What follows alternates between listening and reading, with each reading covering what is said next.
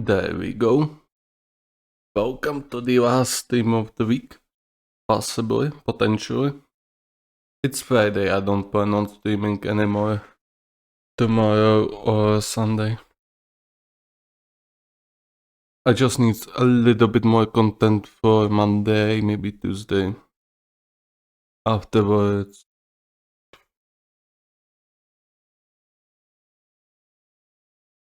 Well, afterwards is Monday, so I'll be streaming normally. This time from Monday, I think. Depends if I wake up actually.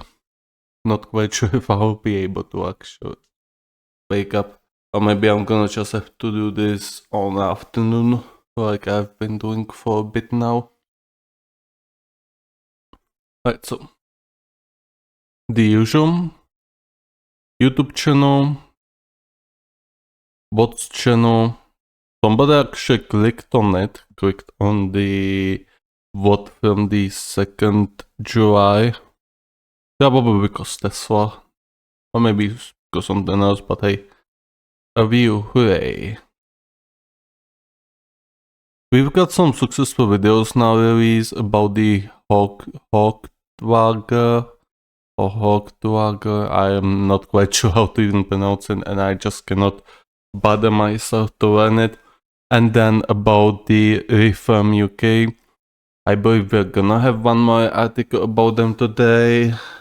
The election happened, I'm gonna talk about the results as well.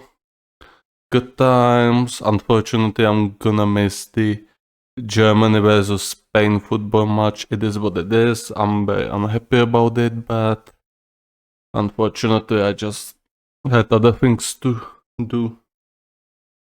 So without further ado, oh yeah, but like if you could actually, click and watch this video. The Netflix live action One Piece Season 2 is being produced. So yeah, if you could click it, I would be very grateful.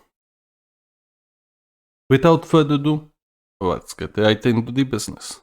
We got the article about Russia. Hungary's Orbán meets Putin for talks in Moscow in a rare visit by a European leader. You might have heard that name before, Orbán. He's definitely a little bit more friendly towards Russia than the rest of Europe. If it was up to him, then we would be dealing with Russia normally. So you can kind of make your own opinion about him now.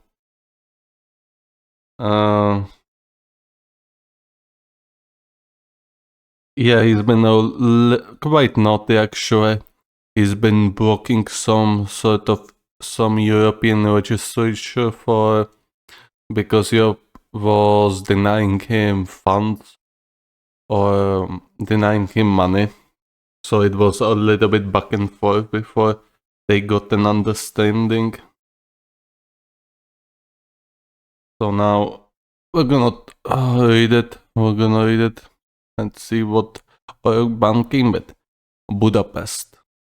Hungarian Prime Minister Viktor Orbán visited Moscow on Friday for a rare meeting by a European leader with Russian President Vladimir Putin and discussed peace proposals for Ukraine, which triggered condemnation from Kiev and some European leaders and officials. Also, fun fact, he visited Kiev like 3 days before. Orbán's visits come only days after he made a similar unannounced trip to Ukraine, where he met with President Volodymyr Zelensky and proposed that Ukraine consider agreeing to an immediate ceasefire with Russia. The number of countries that can talk to both warring sides is diminishing, Orbán said. Hungary is slowly becoming the only country in Europe that can speak to everyone. Hungary assumed the rotating presidency of the EU at the beginning of July, and in comments at the beginning of their meetings that were televised, Putin suggested that Orbán had come to Moscow as a representative of the European Council. Yeah, he's not a representative of a European Council. His opinions are pretty much different the European majority quite a bit. Several European officials, including the leaders of Germany, Denmark, and Estonia, dismissed the suggestion and said Orbán had no mandate for anything beyond a discussion about bilateral relations.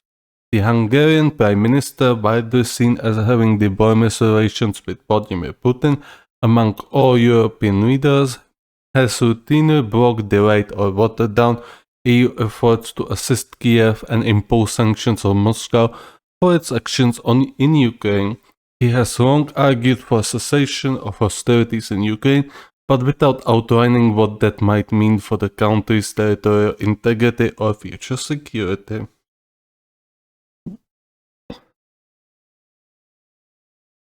Yes, these kinds of people that just shout for the peace, but when you ask them how that peace would look like, they won't tell you shit. Or they're gonna tell you that Russia is gonna get everything they want. A little bit oversimplified, however, not that far-fetched.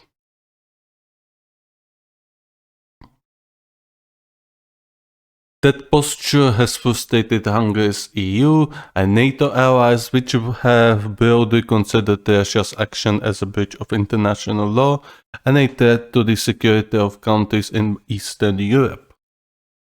I have something in my nose. Ouch.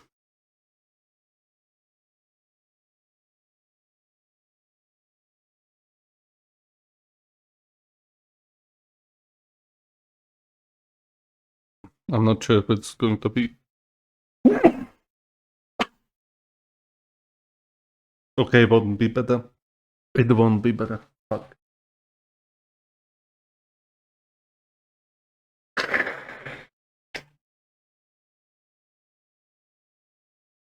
Okay, a little bit better.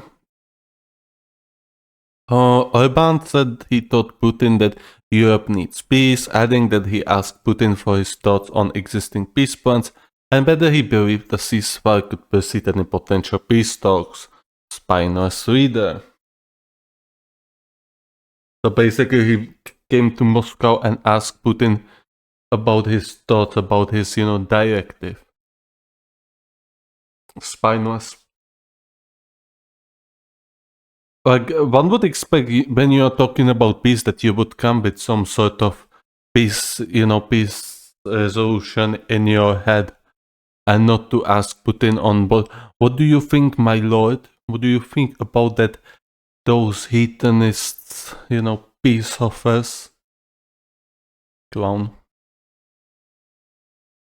What is thy bidding, my master? In a statement after the meeting, Putin repeated a previous demand that Ukraine withdraw its troops from the four regions that Ukraine claims to have annexed in 2022 as a condition for peace talks. Ukraine and its Western allies have rejected the demand, suggesting it is akin to asking Ukraine to withdraw from Ukrainian territory. Putin also emphasized that Russia wouldn't accept any ceasefire or temporary break in hostilities that would allow Ukraine to recoup losses, regroup, and rearm. Yes, I've talked about it before that the Russians won't probably want to stop right now when the initiative swing towards them. They are not making as much territorial gain as they were some months back. However, even now the front lines are still moving and the Russians are still inflicting casualties upon Ukrainians and are exhausting the Ukrainian military as we speak.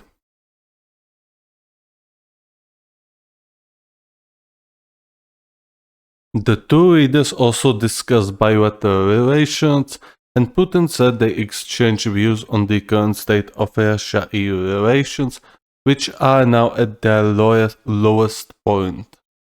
Ukraine's foreign ministry said in a statement that Orbán's decision to visit Moscow was made without approval or coordination with Kiev.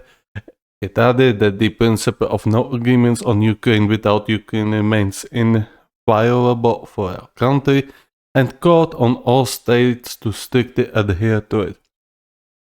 Putin's spokesperson Dmitry Peskov said the visit to Moscow was Orban's idea and was only agreed to on Wednesday, according to the Russian state news agency TASS. Peskov added that Moscow valued Orban's strong, clear and consistent course aimed at trying to resolve the conflict. But what I read here does not strike me as a... What was it? Strong, clear and consistent. Well, consistent, he probably is consistent actually, I'm gonna give him that. Strong, hardly. And I disagree. Without approval, I go, whose approval? Who the fuck cares? I mean, sure, visit whoever you want, I mean. I don't give a damn. As long as you're not betraying your own, union, then I don't really care, however. From what I understand so far, the things he said there were pretty spineless. If he wants peace, then he should push for it. And he should actually have some sort of clear idea of how that peace is going to look like. Either say that you propose, for Ukraine to just give its territory to Russia, or stop saying you want peace. Because I want a concrete idea of what that peace would look like. Either way, if you don't have any, then I don't really care. European officials and leaders have heavily criticized Orban's visit to Moscow, something only one other European leader has done since the start of the conflict. I wonder who was the other leader actually. Wait, wasn't it Macron? I think it was Macron. Not quite sure though. This is about appeasement, it is not about peace. European Commission spokesperson Eric Mamer said, Hungary at the beginning of the month took over 6-month rotating presidency of the EU Council, a largely formal role that can be used to shape the bloc's policy agenda. Orban has said he wants to use the presidency to advocate for an end to the fighting in Ukraine. The EU's foreign policy chief Josep Borrell said in a statement that Orban's visit to Moscow takes place exclusively in the framework of the bilateral relations between Hungary and Russia. Right. Prime Minister Orban has not received any mandate from the EU Council to visit Moscow, Borrell said, adding that his position excludes official contacts between the EU and President Putin. The Hungarian Prime Minister is thus not representing EU in any forum. He noted that Putin has been indicted by the International Criminal Court, here we go, and an arrest warrant released for his role in relation to the forced deportation of children from Ukraine to Russia. Yeah, nobody gives a fuck about International Criminal Court. You should have realized that after the United States said that I forgot what was it. Yeah, after the arrest warrant was released or debate on Netanyahu, you should have probably realized that yeah, this organization is simple joke and it should be pretty much disbanded, because I mean, neither the Russia nor the US adhere to it. It's completely useless. And you think China is going to care? No, China doesn't give a fuck about some international criminal court. They're just gonna send tank to it to do the justice. NATO Secretary General Jens Stoltenberg said Orban informed him in advance about his travel to Moscow, but that he is not representing NATO at these meetings. Kaja Kallas, the outgoing Estonian Prime Minister nominated to become the next EU foreign policy chief, accused Orban of exploiting the presidency and said the Hungarian leader is trying to sow confusion. The EU is united, I press doubt, clearly behind Ukraine and against Russian aggression. I once again pressed out. Kalas, a staunch supporter of Ukraine, wrote Friday on the social media platform Twitter. In an email on Friday, Orbán's press chief Bertalan Hrvasi said the Hungarian leadership comes as part of his peace mission, reflecting the image of a peacemaker that the populist leader has cultivated since Putin sent his troops into Ukraine in February 2022. Hungarian Foreign Minister Péter Szijjártó also confirmed the trip to Moscow, according to a post on his Facebook page.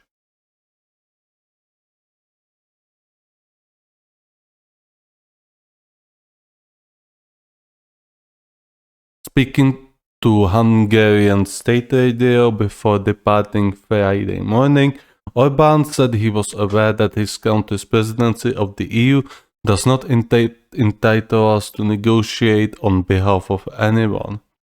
Without mentioning reports of his planned visit to Moscow, he said his trip earlier this week to Kiev did not need a mandate because I do not represent anything. The only thing I do is I go to those places where there is war or a threat of war that has negative consequences for Europe and Hungary as well. Other EU officials have expressed dismay that Orbán undertook the trip unilaterally and without the approval of the bloc's member states. Again, you don't need an approval. Who fucking cares? And it's not like you're embargoing Russia to begin with. You only impose sanctions that your own companies go around. European Council President Charles Michel on Thursday said on the social media platform Twitter that the EU rotating presidency has no mandate to engage with Russia on the behalf of the EU.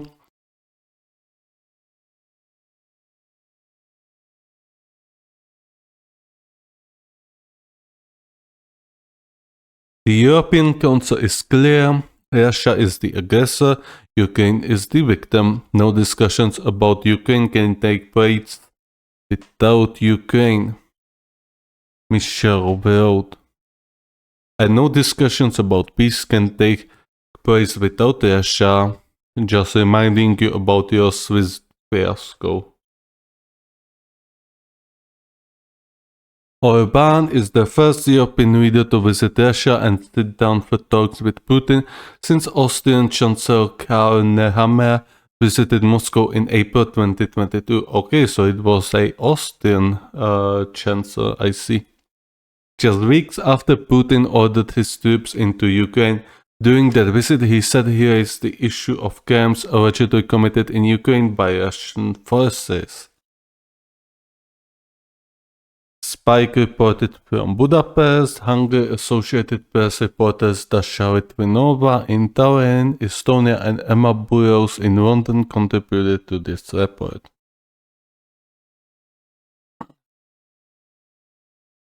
As I said, if you want to discuss some concrete ideas of peace, then go for it. However, if you go to the Moscow only to ask Putin about what he thinks about the peace, you're pretty much spineless in my opinion, and he probably went there to negotiate some deals, most probably. And once again, allow me to repeat myself. If you want peace, you have to have both parties willing to make peace. The allies are trying to make peace. Unfortunately, they are not trying to make peace with Russia. They are just creating their own, utopian peace. However, that Russians never agreed to. Therefore, it's pretty much useless. Once again, like League of Nations in 1930s, completely useless and it should disband.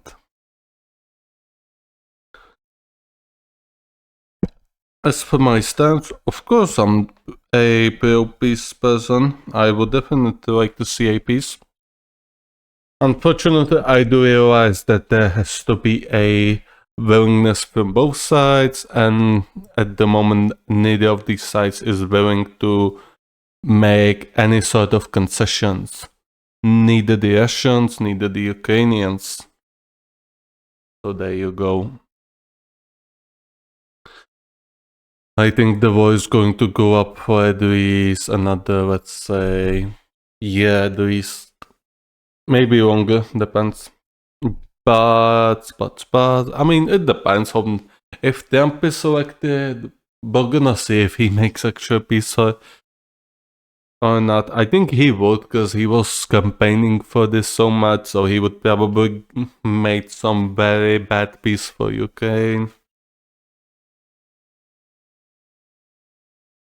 A lot of people are going to be pissed off, however, a lot of people are going to praise him because he made peace. And a lot of people want peace, and it doesn't matter just how bad that peace is. I am, as for my take on the peace, I generally am a more military person.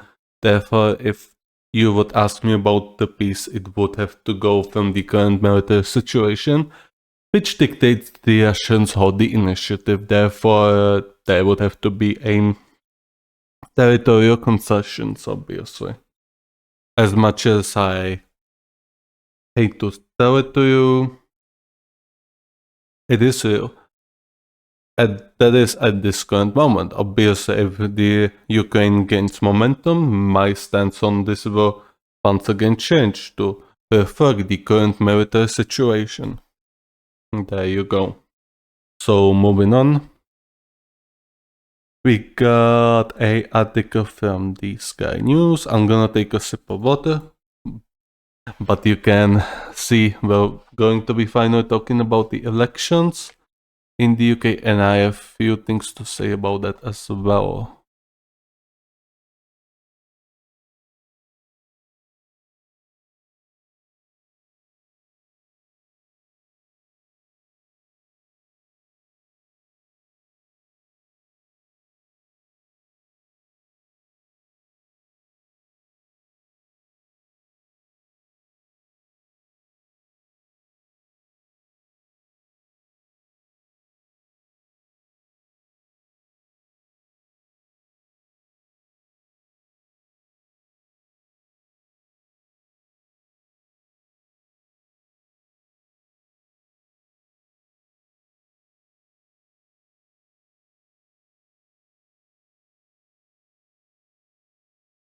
There we go.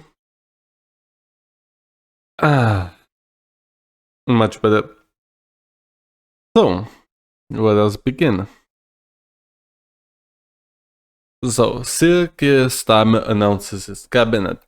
Elections happen, and it was a success. I'm gonna refresh this if they did not change. It did not. It was a grand success for the Labour.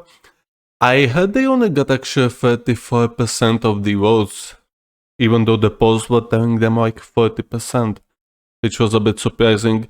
However, it did not play the role. They still managed to sweep these elections. The Conservatives, beautiful and well-deserved fall. I only wish this day would fall even further down and down and down until they would get disbanded. They do deserve it. They were absolute shite, and they deserve nothing but the disbandment of their party and falling to the annals of the history. Liberal Dems, I think this is maybe is their record.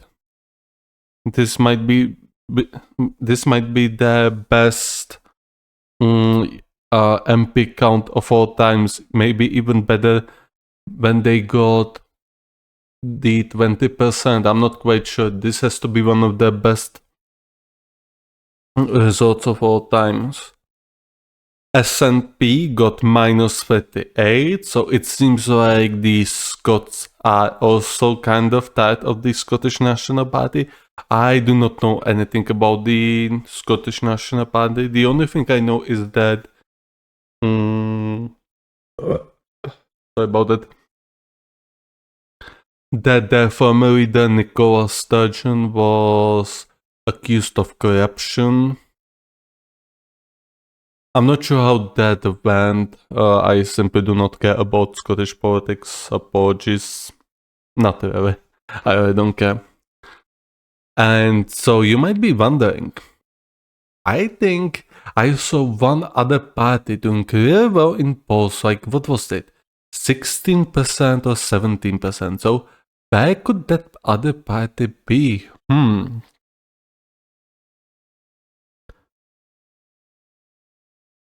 Where could, be that unknown party that was, the rising star, the rising shining star potential of the elections?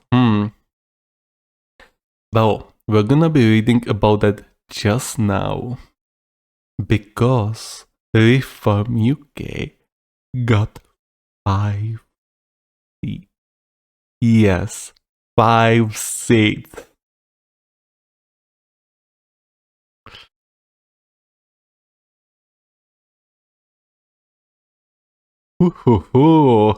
I want to see that turnout, the popular turnout. Yes. Did everybody dip them on the last second, or what happened? Like, I just am very surprised that Reform UK got 5. I actually thought they would get more. However, I also saw some people saying that they were expecting at least 7 or 8. At least 7 or 8 MPs with 16% of votes. Joke. Well, anyhow, we're gonna read it. As you can see, I'm very pleased with the result. There will be a supermajority, and there's going to be a change which Britain deserves. I'm sorry, the Conservatives were complete garbage, and it's very good that Rishi Sunak is gone, and hopefully forever, because come on, like any of you, if any of you is a Brit, English, Scot, or anyone else, you pretty much know, you pretty much do not live in a delusion that that guy cares about your nation, because he doesn't care. He's gonna rather take some stupid TV interview than to actually care about your own nations, about your own veterans from the WW2. He's got defeated, and it's a great new day. So let's read this article. Reform claim 5th seats as hecklers interrupt Nigel Farage's speech. The Reform UK leader confronted several protesters at a central London event, telling them repeatedly that they are boring. Oh, there's a actually... Okay, we're gonna watch it. Not here. There we go. I'm gonna take my headphones and we're gonna watch it together.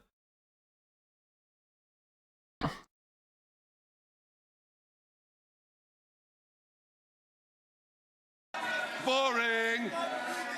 Boring! Where are you from? Oh, well, that makes sense. Yeah. Are you downwind of a couple already? You've had a bigger lunch than I've had. God, he must be screaming. He's absolutely steaming, isn't he? That's all right. There's still plenty of beer left in the pub, mate.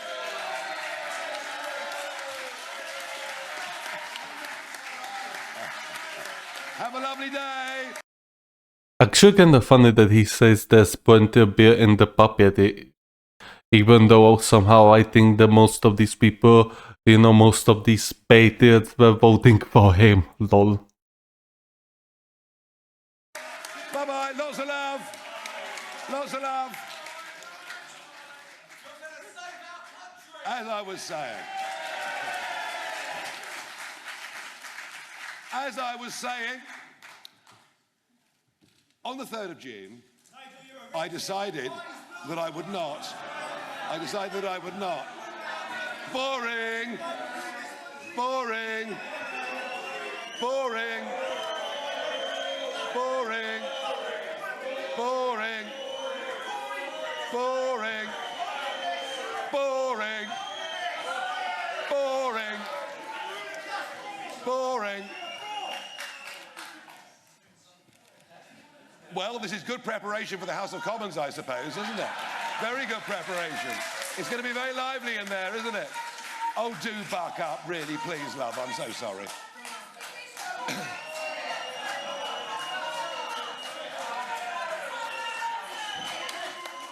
You'll have a stroke if you go on like this.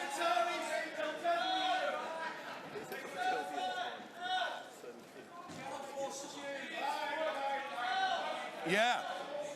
Well, we'll find out later whether they're actors. Sorry. Of course. No, this can go on for hours. I'm fine. No problem at all.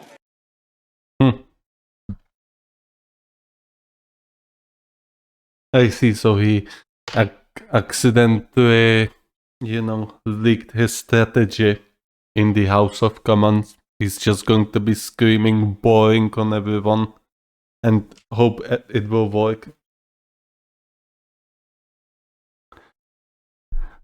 Let's say that Reform UK have claimed their 5th seat of the general election, hours after a chaotic speech by Nigel Farage. The Reform UK leader, whose party won South Basildon and East Thurrock and 4 other seats, confronted several hecklers during a victory speech in central London. Wait, South Basildon and East Thurrock and 4 other seats, that would mean they won 6. Chaotic. Chaotic, very chaotic. But hey, it's still less than 10, therefore I'm gonna be laughing. Oh, whatever. What do you mean less than 10? Less than like 40, 50? Like, I wouldn't be talking about it if he got like 20 plus. However, like less than 10, this is definitely a smile worthy. So you might be thinking that I have an agenda against him, and you would be sort of correct. Not because I really disagree with anything he says, I don't really know what he's saying actually, most of them. The reason I don't like him much is because he is also a dinosaur in the United Kingdom politics. He's been there. He did the Brexit. He's been in the game for at least 10 years at this point, I would presume. Probably even longer, because he used to lead the United Kingdom Independence Party, or used to participate there. So yeah, he has a big history of being a politician. Therefore, I do not really like him that much. So when he says that he's gonna reform the UK, I am very skeptical about it. What UK needs is a new young blood, not a dinosaur. In return, Mr. Farage said, Are you downwind of a cuppa already? He's absolutely steaming, isn't he? That's alrighty, there's still plenty of beer left in the pub, mate. As I said, I feel like most of those people voted for you. So you're kind of offending your own voters. Or maybe in British pubs there are no patriots in the pubs. I don't know. Never been there, and I don't plan to go there. UK is a shithole at the moment, and I cannot wear their guns. And whenever I'm gonna go traveling, actually, I'm gonna get a gun license before and wear it always as a hidden carry. For safety measures, obviously. Of course, I could always hire a bodyguard, however, bodyguard also costs money, and I don't want to spend my money, or if anyone other gives me money for a bodyguard. That feels a little bit disingenuous for me. Mr. Farage then proceeded to chant back at the protesters several times that he was boring before adding, well, this is a good preparation for the House of Commons, I suppose. The party leader was then interrupted again by other hecklers who told him he was racist and that he did not represent the working class. Well, he's been in politics for about 10 plus years, so obviously he does not represent a working class.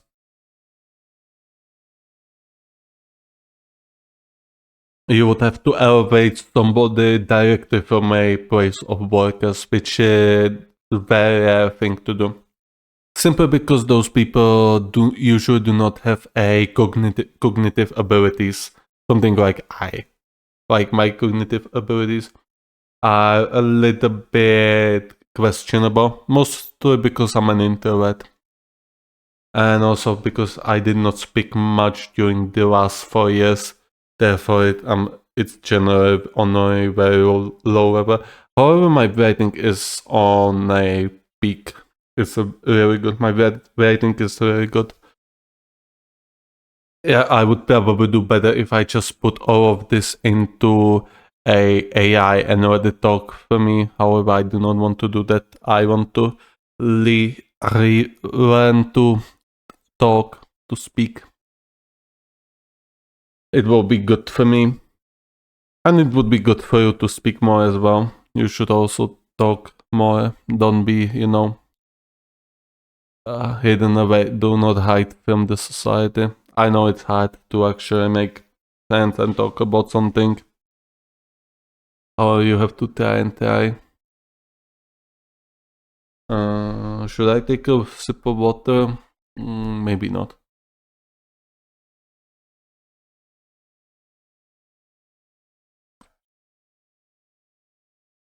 They have chanted you are a racist and you don't represent the working class. Once the interruptions has been stopped, Mr. Farage went on to hail his party's performance in the election, in which he was elected alongside 4 colleagues. Oh yeah, hail. Performance. 5.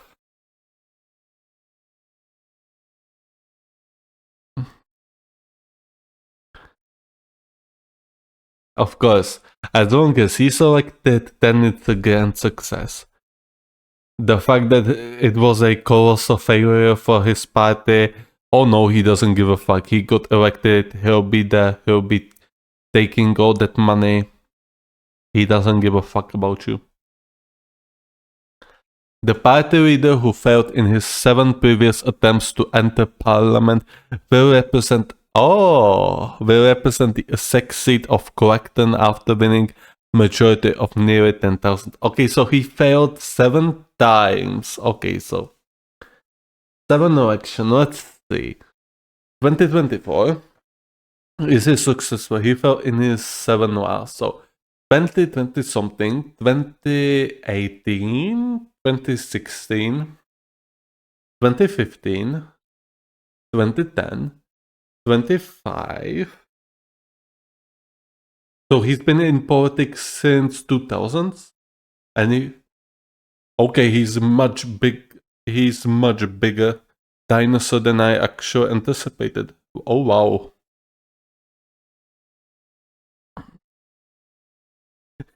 Okay, this makes it actually unintentional even more funny.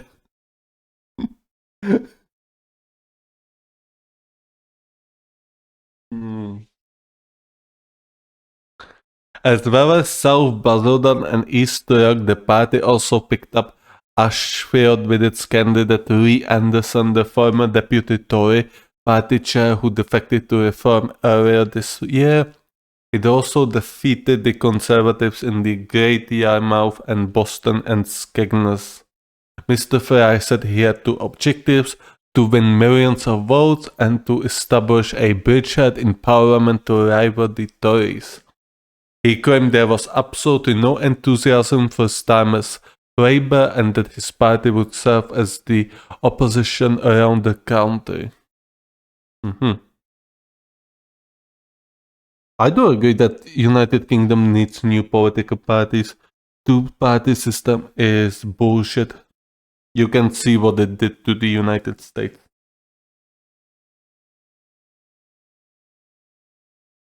It's a ticking time bomb that will eventually erupt and the United States will once again be embroiled in the civil war.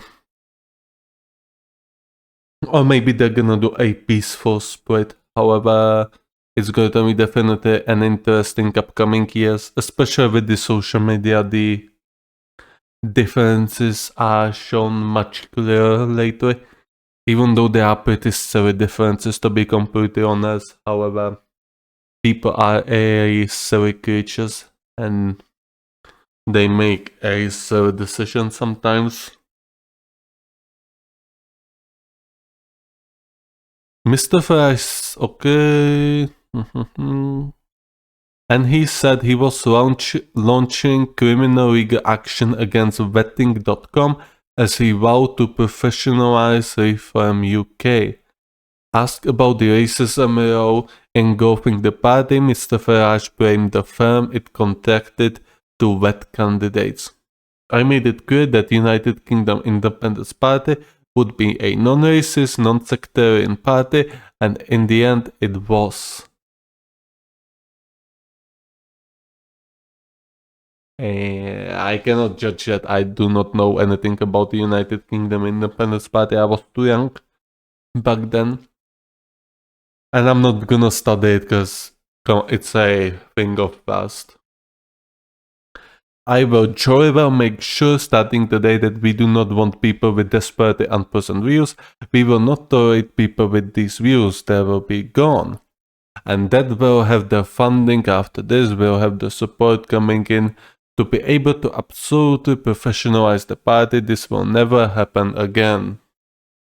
Somehow I press doubt. But hey, if it works out for him, then go you.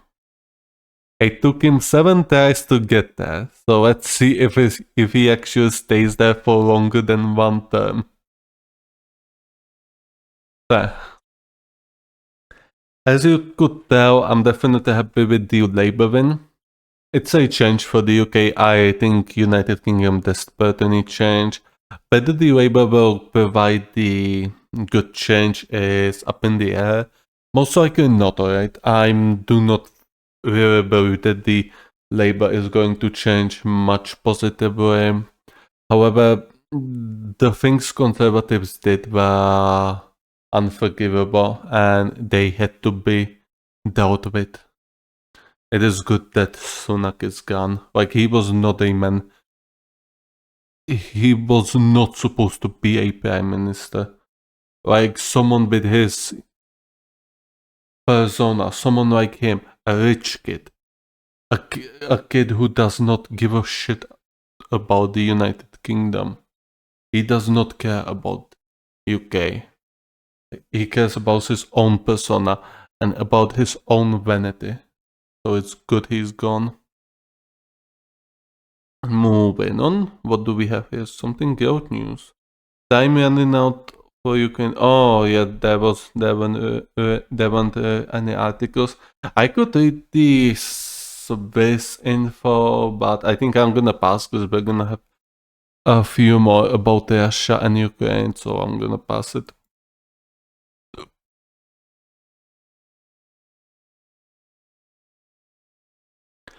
Germany fears a victory for the far-right national rally could harm its close relations with France. Yes, if you do not know, the Germany and France pretty much have a big influence on Europe. They are very influential in setting the policies, very influential monetarily.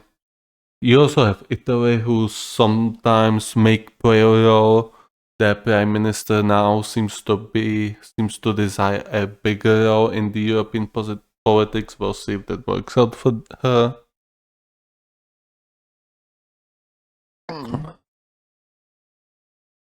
The elections will happen, I believe, once again on weekend.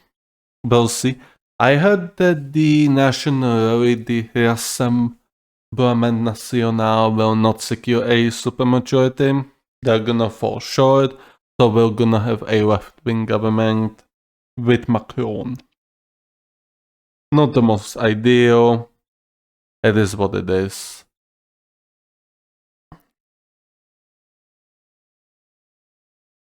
As I said before, I think it would be strategically better if they let the Rassemblement National win, because I think it's very probable they would just break their teeth and make blunders, which would result in them losing popularity. A lot of voters would return to the usual spineless Republicans, and afterwards the left wing would simply have an unlimited power for like 10 years. Unless they would completely destroy the country or cause a revolution. That can always happen. German Chancellor Olaf Scholz is worried about the outcome of the run-off elections in France. Scholz, who is normally tight-lipped when asked about domestic politics in other European countries, has in recent weeks more than once expressed concern that the far-right nationalist National Rally may win a parliamentary majority in the second round of elections in neighboring France on Sunday, allowing the party to form a new government.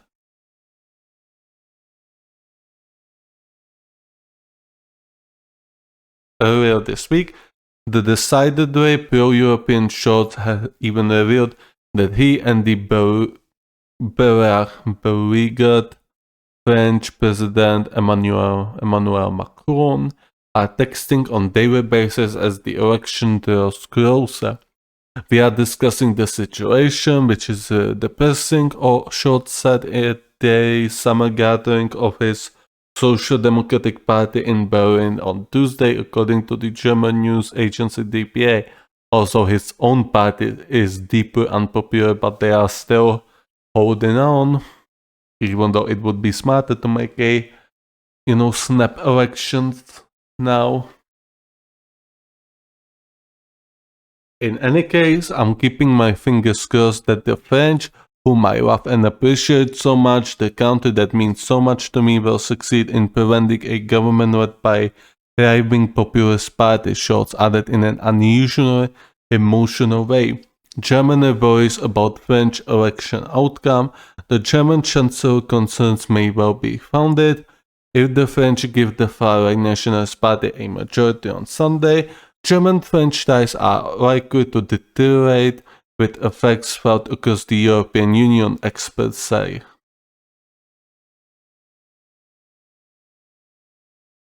The spectre of a far-right government in France came after the European Parliament elections last month strengthened hard-right parties overall, though their performance varied from country to country. In Germany, the far-right alternative für Deutschland also surged. Several countries in the EU, such as Italy, the Netherlands, or Sweden, have veered to the right in a national elections as voters cast their ballots for Eurosceptic parties promising a national solutions for European issues such as inflation, migration, and Russia's brutal war on Ukraine that has brought in millions of refugees looking for shelter. Why would a victory for the National Rally hurt German-French relations? Germany and France, the EU's two biggest economies, have long been viewed as the engine of European integration. The two countries in the heart of Europe have overcome hundreds of years of war and animosity, and to the end of the World War II, built a close relationship. Both countries are founding members of the European Union, which was created in large part to prevent a new war between Germany and France, given their bellicose history. No. European Union was founded as a economic group. Yeah. Especially because of the Cold War. The democratic nations wanted to group up as economies. to counter the growing Soviet influence and the uncertainty about the Cold War.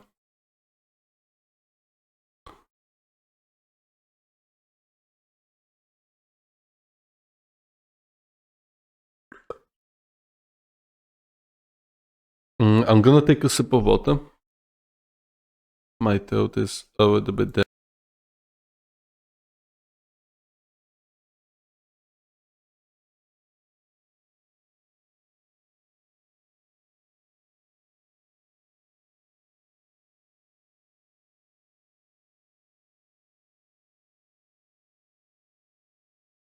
Okay.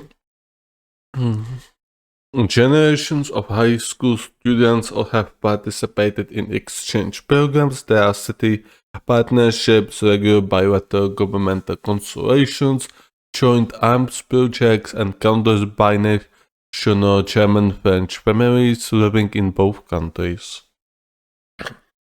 Sorry.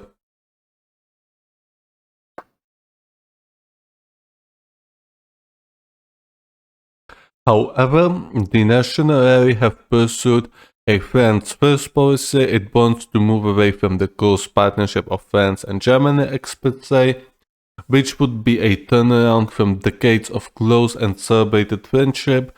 Even though the leaders of the two countries have had political differences in the past over topics such as how strongly to support Ukraine in defending itself against Russia, they have, until now, have always tried to cooperate in their positions on the EU and their foreign policy.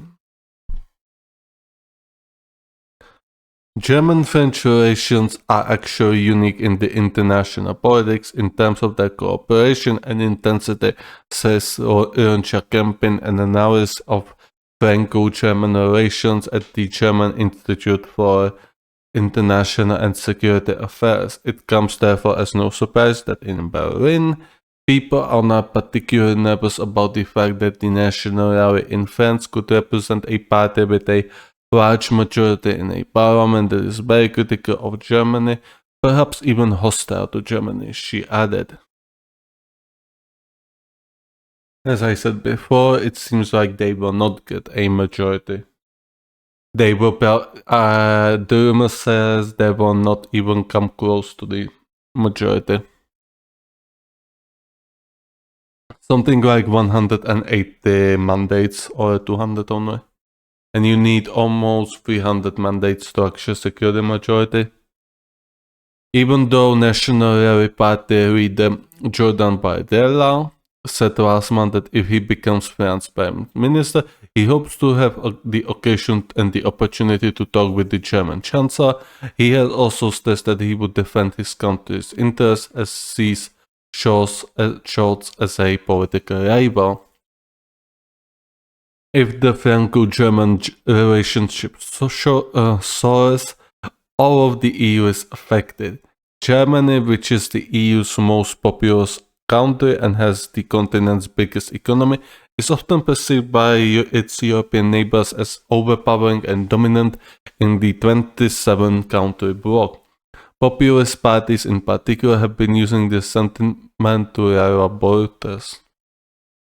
If a future far-right French government were to join that core of nationalists, it would have repercussions for all of the EU, says Jacob Ross, an expert on Franco-German relations at the German Council of Foreign Relations. Many EU projects could potentially be blocked, he said, adding that future cooperation on European financial and banking policies, European armaments projects and everyday collaborations on the EU's administrative level could suffer. The further expansion of the EU, which Scholz has been advocating, could also be in question, was said. The National Rally is certainly not a supporter of a rapid EU expansion into the Western Balkans and certainly not into Ukraine or Georgia, he added. Too close to fail. Despite potential grim outlook, some European political veterans think that German-French relations are too strong to fail. While being potentially forced to work with far-right Prime Minister, French President Emmanuel Macron, who would still hold some powers over foreign policy, European affairs and defense in line with the constitution. He has a presidential mandate until 2027, has said he won't step down before the end of his term. Martin Schulz, the former president of the European Parliament and a member of Schulz's Social Democrats, said the relations is close that even a populist government cannot derail it. So, no French president can do without Germany, and conversely, no German chancellor can do without France, Schulz told the weekly publication Der Spiegel on Thursday. The two countries are too intertwined that economically, in terms of monetary policy, social and cultural. After all these decades of cooperation, no one can flip the switch from one day to the next and unwind this connection. The majority of people in France are also interested in a close relationship with Germany, he added. So, Franco-German relations will continue. The question is in what form. So, Colbert contributed reporting from Paris. Would the German-French relationship deteriorate? Most likely not. Unlikely. That could only happen if they would secure some sort of supermajority, which simply won't happen. Even if they come into power, I don't think there would be that big of a change. I think they would be mainly focused about their promises on the migration and deportation and stuff like that. They also want to do some stuff with economy. However, I heard people being skeptical about that, their ideas. They said it would leave the fans indebted, which honestly, well, looking at the pace the VOD is indebting them itself, they would only accelerate the inevitable at this point. So this was it.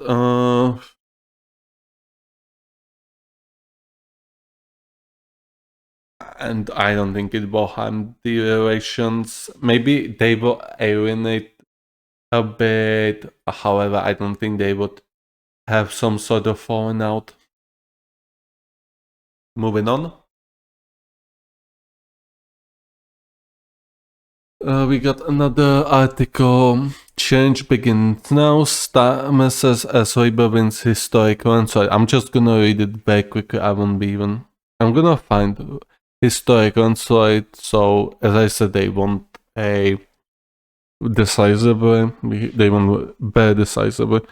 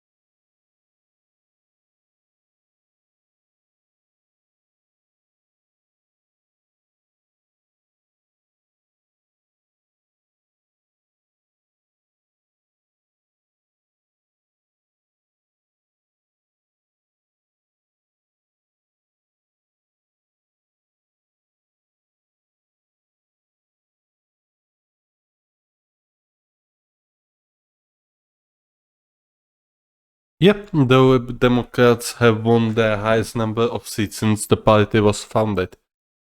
So this was historic result even for the Liberal Democrats.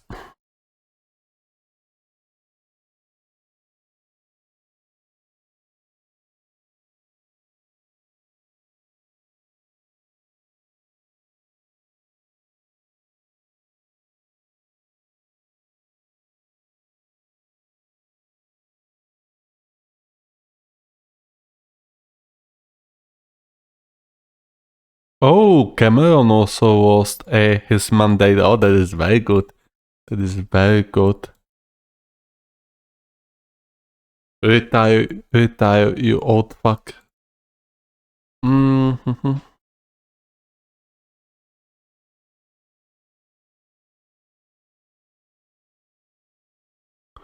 I see. I see. Was turnout at the auction was on course to be the lowest for more than 20 years. I see. 60% is not that low. It's not that bad, actually. Okay. Moving on, we got a Fox News article. American citizen sentenced to 12.5 years in 12 and a half years in a Russian prison. Russian-born US citizen Robert Woodland was sentenced for drug trafficking-related charges. Political prisoner, most likely. A Russian-born Russian-born US citizen was sentenced to nearly 13 years in prisons for drug trafficking-related charges in Moscow on Thursday, according to court officials. Robert Woodland, born in Russia in 1991, was adopted by American parents at the age of 2. Sorry, hiccup. Woodland returned to Russia at the age of 26 in order to meet his birth mother, he claimed. Citing court officials, the Russian media outlet Interfax has stated that Woodland also holds Russian citizenship. Woodland had been detained since January on attempted illegal drug trafficking charges, which Russian government media claims are related to an organized group. At the time of Woodland's arrest, the US State Department stated it has no greater priority than the safety and security of US citizens overseas. No further comment has been issued since. Woodland's lawyer Stanislav Kshevetsky said Thursday that they will appeal the ruling as his guilt has not been proven. Additional Kshevetsky cited Robert's unspecified mental health issues as ground for appeal. Somehow I feel like the Russians won't care about this. Something tells me, something in my back of my head. At least a dozen Americans are detained in Russian prisons presently, according to reports by Reuters. If no appeal is filed, Robert Woodland will serve 12 and a half years in a maximum security penal colony. So yeah, another political prisoner, most likely.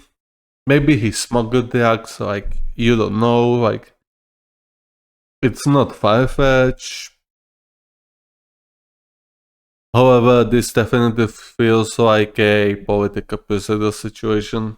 Russians probably once again want something in return for releasing him, just like they wanted the Merchant of Death, or what was his name, for the USA basketball player. So this was a very short article, but I thought it was interesting to put it here.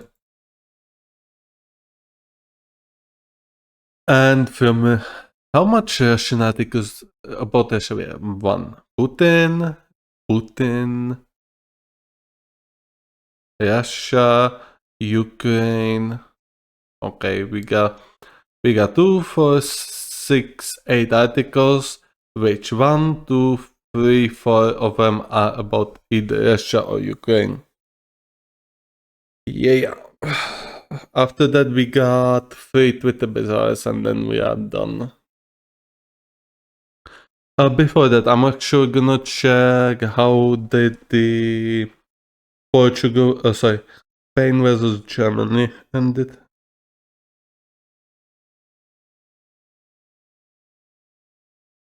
Germany versus Spain. It's 1-1. Seems okay. Goes by Danny Olmo and Florian Wirtz. Okay, I'm gonna check something else. So the Spanish have scored.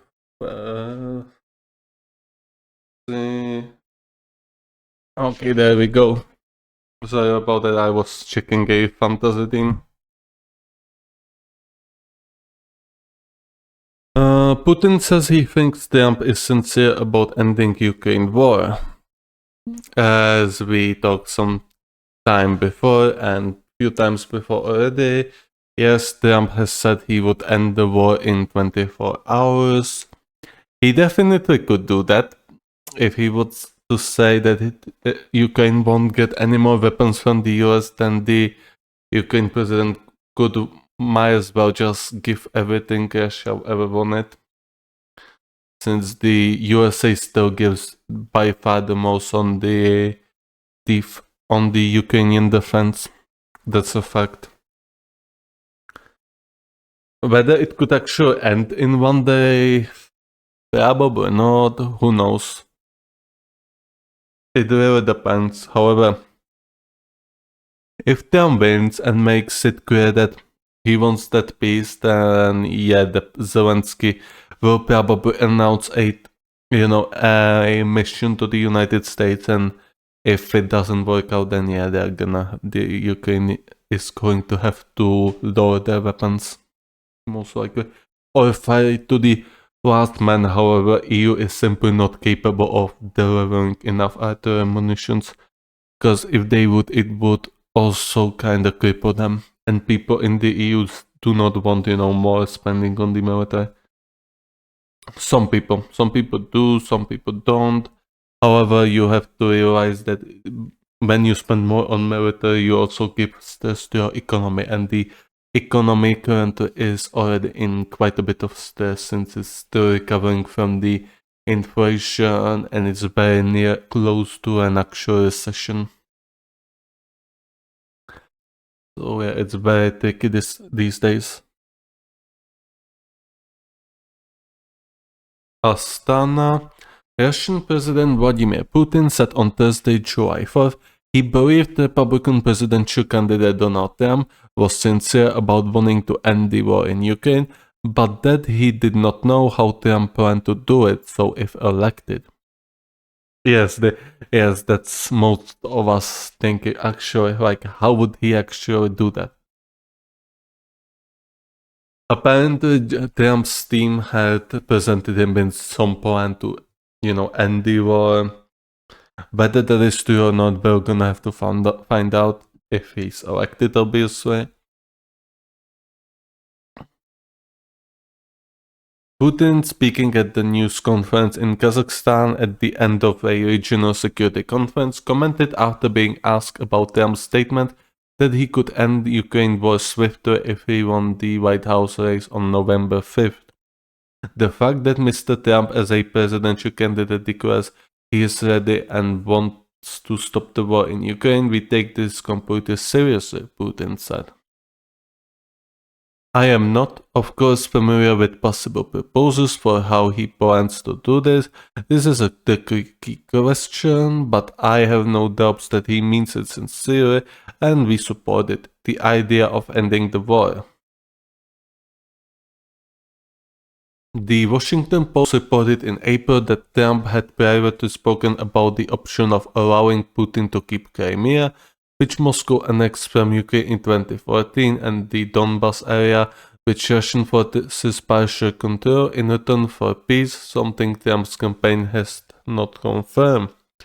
They will want much more. They will probably also want Kherson, and that with the area between Mariupol and Kherson as well. Maybe that's Donbas also. I'm not sure how the areas in Ukraine are called. However, when you tell me about Donbas, I imagine the Luhansk and Donetsk area.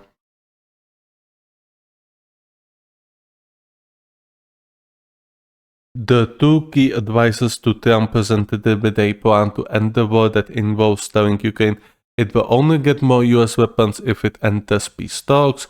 Reuters reported last month. Yes, I actually read the two. Not sure if it's true or not.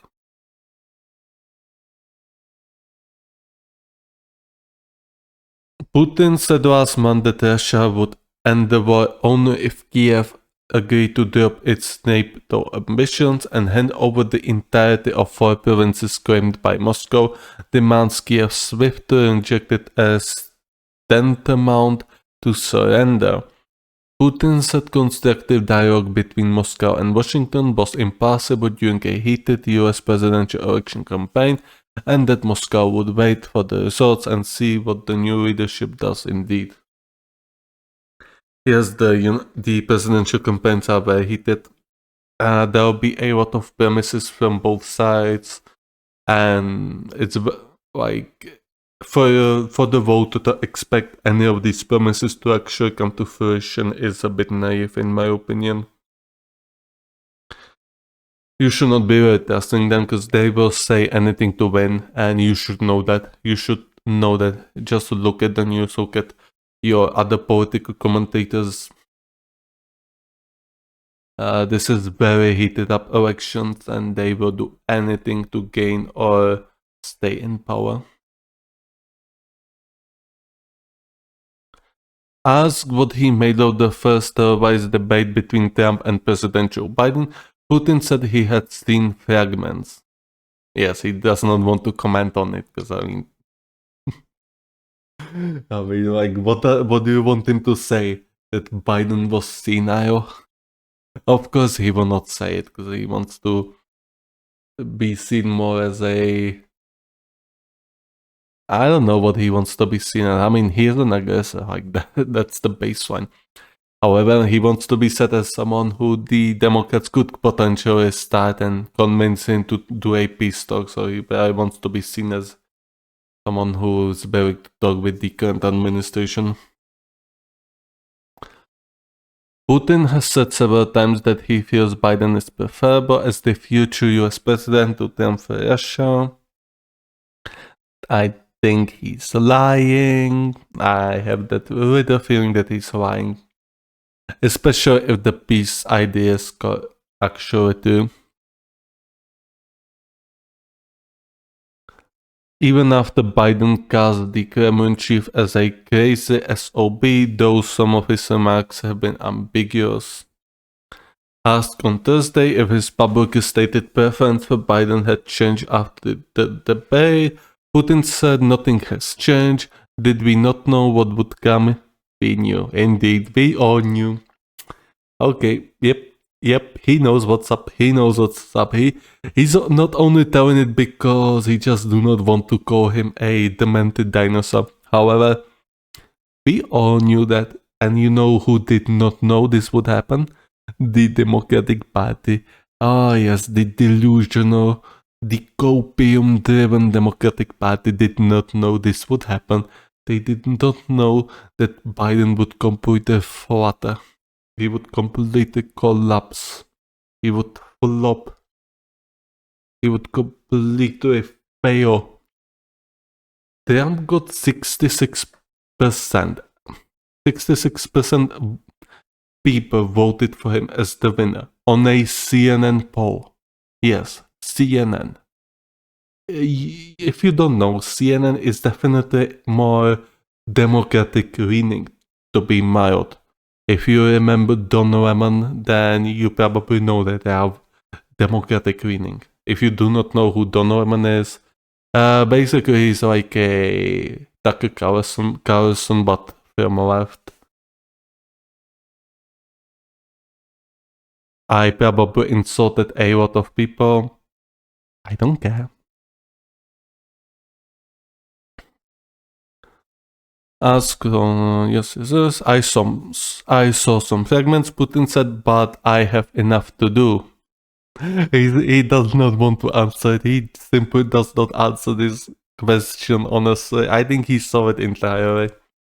Or maybe he saw the few minutes and he said, okay, I know I have better things to do than just listen to these two dinosaurs. I have my own dinosaur things to conquer. Quite literally. Biden and 81 put in a stumbling performance during the debate, which brought questions about his age and mental fitness to the forefront of the campaign. Putin said that he paid little attention to partial media reports about the debate, though he could not ignore it as the United States remained a great power.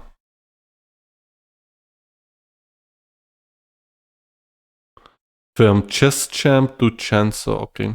I think we're gonna be reading about her actually later. Yeah, we will. I'm gonna actually check the Biden approval ratings, so give me a moment. Biden approval rating 538.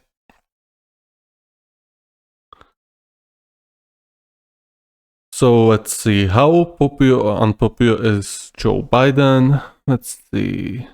June 24th, before the debate, it was 54.9. Now it is. Oh, wait, his approval. Okay, look at his approval as well.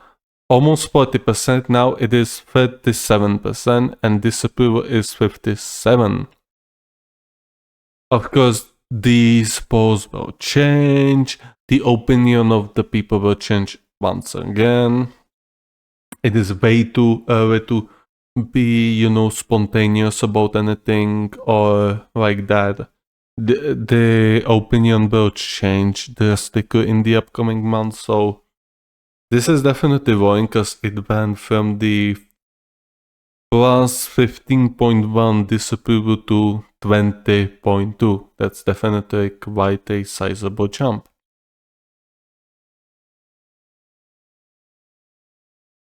Let's see. Yeah, definitely not positive for the Biden camp.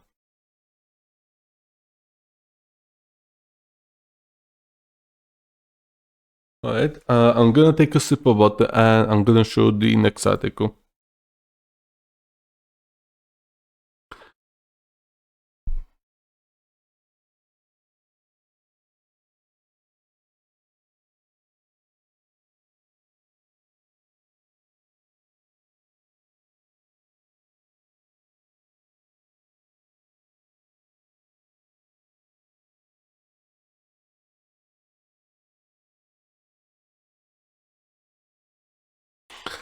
Okay, now it's time to insult the French again. Si Vladimir Poutine considère les talibans afghans comme des alliés dans la lutte contre le terrorisme. In English, Russia Vladimir Putin considers Afghan Taliban as allies in the fight against terrorism. The Kremlin has been conciliatory with the Taliban since their return to power in Afghanistan in August 2021. Due to their promises not to allow more radical organizations to establish themselves there. I'm gonna sneeze.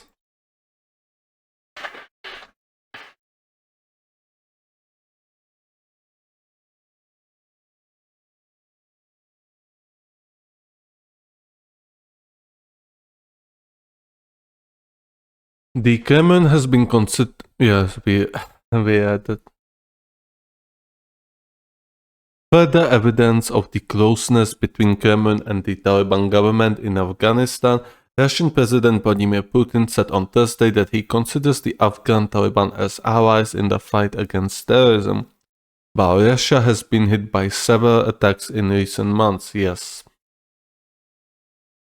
I remember it was some school recently, I think, and some sort of public event like a opera. Yeah, opera. Some people went in. I heard it was also a massive failure of the police.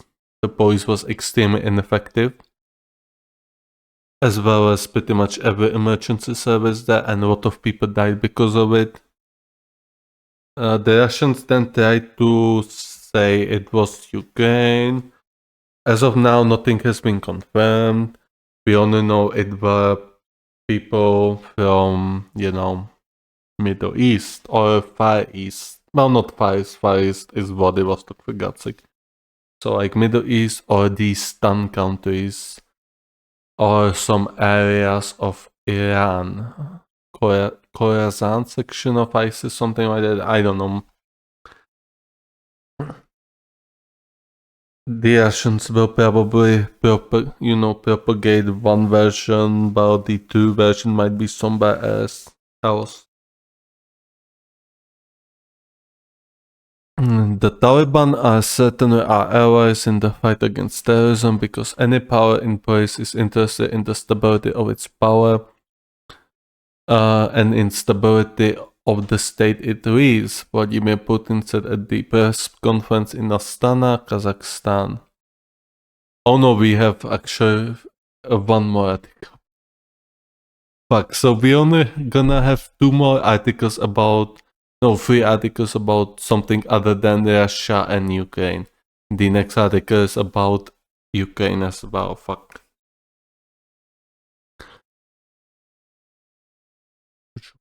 Stop retranslating itself.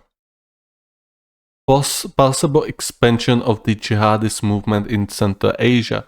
Moscow announced in May that its intention to remove the Taliban movement from its list of terrorist organizations more than 3.5 years after the return to power in Afghanistan, while Russia is worried about a possible jihadist contagion in Central Asia, which considers its backyard. The Taliban, who have historical ties to the jihadist nebula Al-Qaeda, have been on arrest in Russia since 2003, which does not prevent Moscow from having relations with them for several years, notably receiving their emissaries on its soil on multiple occasions. The Kremlin has been conciliatory since their return to power in August 2021 due to their promises to not let more radical organizations establish themselves there. Vladimir Putin stressed on Thursday that the Taliban control the power and have made them certain commitments. I'm sure that the Taliban are also interested in everything being stable, calm, and subject to certain rules in Afghanistan, he said, while the Taliban apply an ultra-rigorous interpretation of Islam and multiply liberticide measures about women, a policy described as gender apartheid by the UN. Russia has been hit by several deadly attacks in recent months, including the one at the Crocus City Hall concert hall near Moscow that killed 145 people in March, claimed by the Afghan branch of the Islamist State jihadist group ISIS Khorasan, which the Taliban are fighting.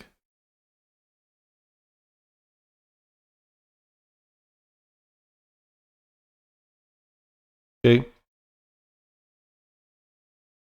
I mean, at this point, yeah, the West is probably also going to establish a relationship with Taliban eventually in the upcoming several years, maybe decade. They cannot, keep them out of the international community forever, especially if nations like China and Russia are going to reintroduce them back. So it would not make much sense for the West to keep them there. Yeah, the thing they are doing to women is horrible. Unfortunately, yes, the West is spineless, so... Yep, there's your problem. The West is spineless. Their retreat in 2021 was horrible. We all remember that. The former government rule just completely collapsed and the Taliban pretty much owned every single major city. Even before the Russian troops actually pulled out, they pretty much had Taliban waving them out quite literally. Next up, we got a article about Tucker Carlson from Politico. Tucker Carlson versus Zelensky. Kiev says no interview agreed. Ukraine lots of pundits claim that he is close to securing a chat with the president. Volodymyr Zelensky's office denied Thursday that the Ukrainian president had agreed to sit-down interview with American right-wing pundit Tucker Carlson. The president of Ukraine has completely different schedule, and Tucker Carlson is not on it, presidential spokesperson Sergei Nikiforov said Thursday morning while casting doubt on Carlson's Ukrainian sources.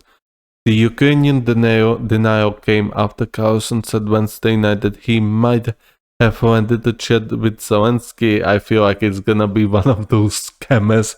I think Tucker Carlson just got scammed. Just like certain European political leaders who thought they were talking with Zelensky on the phone or something like that, but they were talking with some random scammers. I remember that some. Looks like we got Zelensky interview announced on social media. We've been trying for 2 years and with particular intensity after interviewing Putin in February, Carlson said.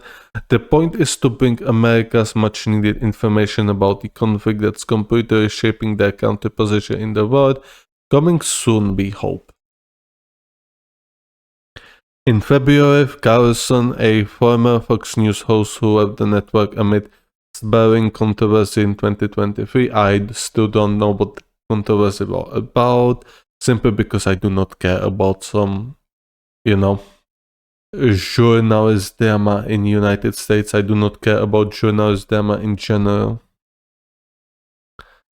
Published a 2-hour-long interview with Russian President Vladimir Putin, or as you might know it now, it was the History Hour with Vladimir.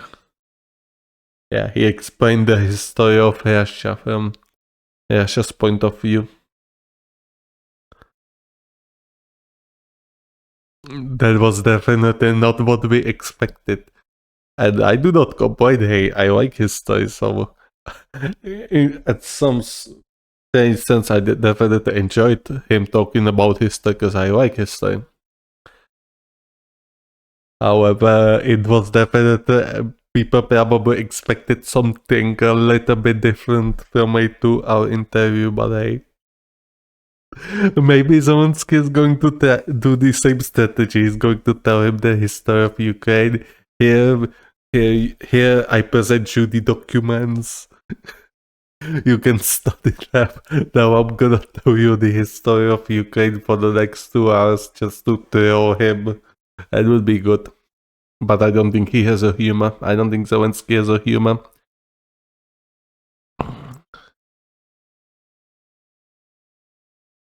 1 week later, Putin revealed on Russia State TV that he didn't get complete satisfaction from the interview as he expected tougher questions from the journalist. Yes, he was pretty... I don't want to say spineless, but he really did not push him much. On the other hand, I do understand he does not want to introduce a dictator. That's not a good thing. I mean, you should not be introducing people normally when they talk. However, he definitely should have pushed him a bit more. And a bit more, I mean a lot more, okay? Ukraine has been attempting to fend off Putin's full-scale invasion for more than 2 years now, and Carlson's commentary on the conflict has sometimes mirrored Kremlin talking points. I mean, if it happens, I'll definitely won't be against it. And especially if the Zelensky actually does some throwing and tells him the history of Ukraine. Come on, do it. Do it. Do it, no boss. No boss. You won't do it, pussy. So yeah. We got an article about Mario Pan. Le Pen set to fall short of French majority. Yes, we talked about that. I talked about that. That the Rassemblement National is going to fall short probably. Marine Le Pen's national rally is set to fall short. Set to fall well short of an absolute majority in the French legislative election on Saturday, according to projections from three polling companies Bloomberg reports. The far-right group and its allies are on course to win between 190 and 250 of the 577 seats. Yes, they need at least 300.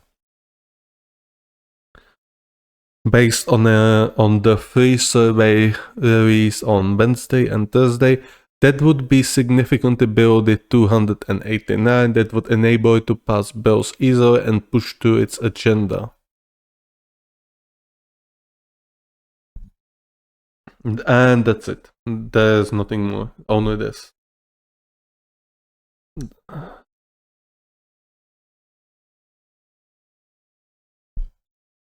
As I said, there are probably for sure there are comment section to it. I'm gonna go to the right back screen and I'm gonna click on the comments.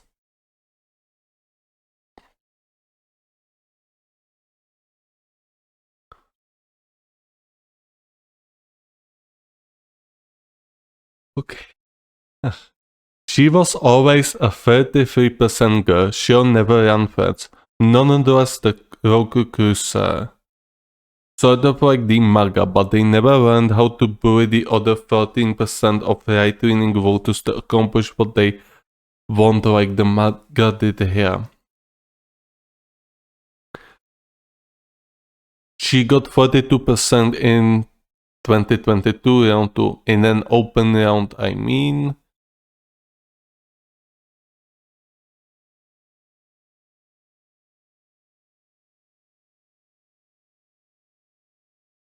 At least there's a bit of bad news for the far-right forces in the world today. It looks like there will be case in the UK as well.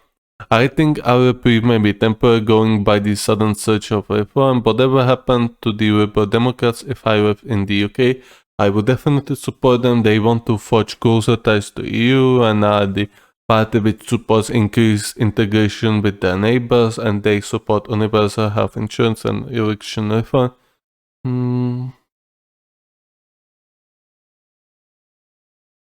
Oh, they were in coalition government with Cameron, of course. Yeah, Cameron ruined a lot of people's lives.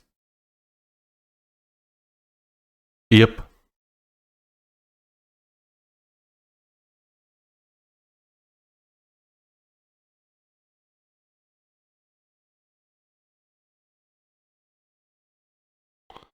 Okay, this is propaganda for Liberal Democrats. We do not run this here.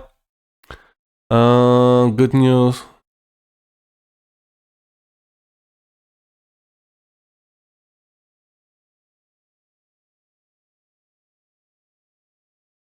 Yeah, the both of the left and centers are already coalition. It's going to be extremely hard. Very difficult.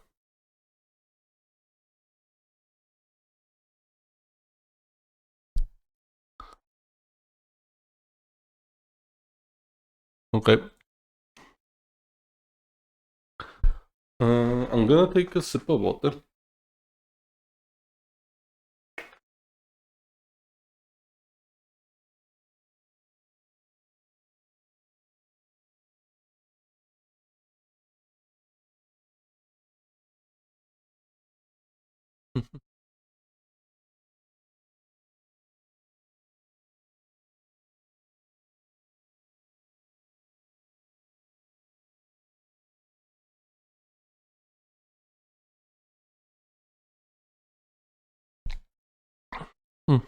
Russia is studying an intact US ATACMS missile guidance system, says AEA.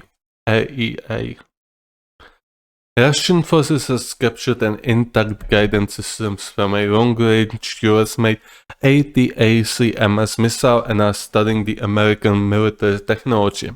Russia's IEA IIA state agency said on Monday.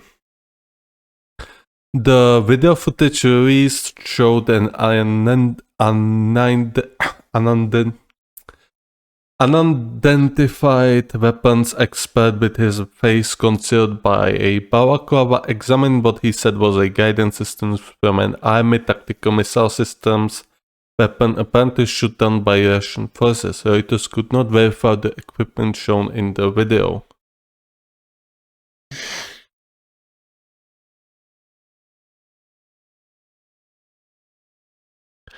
The expert is seen showing labels on the back of the missile's GPS guidance systems, which indicate it originated in a US Army store in Alabama. He explains that the captured hardware allows Russia to start how the missiles are controlled during the flight. Viktor Litovkin, a retired Russian colonel, told the online Lenta.ru portal that the Moscow would try to identify any weak spots and use the information it gleaned to improve its ability to shoot down these missiles. We can reconfigure our surface-to-air missile systems that are supposed to shoot it down, and we can reconfigure and fine-tune our electronic warfare systems against this missile, Litovkin said, was quoted as saying. Washington began supplying Ukraine with the long-range missiles several months ago, after 2 years of having rebuffed requests from Kiev for weapons with such range. The missiles can strike up to 300 kilometers away, around double the range of the HIMARS systems that the United States began supplying Ukraine in 2022. Moscow has condemned Washington from supplying the weapon, which it said it's an escalator move. Russia says the United States assists Ukraine in firing them, which Washington denies. This was a very short article, so I'm not gonna say anything else. Obviously, this is a thing that did not happen probably in Iraq. Or maybe it did. That when the US missiles are stacked down, that nowadays now you have someone who can actually research it and find weaknesses. So this is one downside of also lending these missiles to Ukraine. And I think this is also one of the reasons the USA was a little bit hesitant, because they know if Russians were to salvage a somewhat working missile or somewhat working technology which could reveal any secrets about how it's operated, then they know it could be a problem, because the Russians could also find a way to counter it, which is something the United States doesn't really want. They do not want to innovate. They do not want to create a new breed of missiles, because it costs money. Money they could theoretically spend, but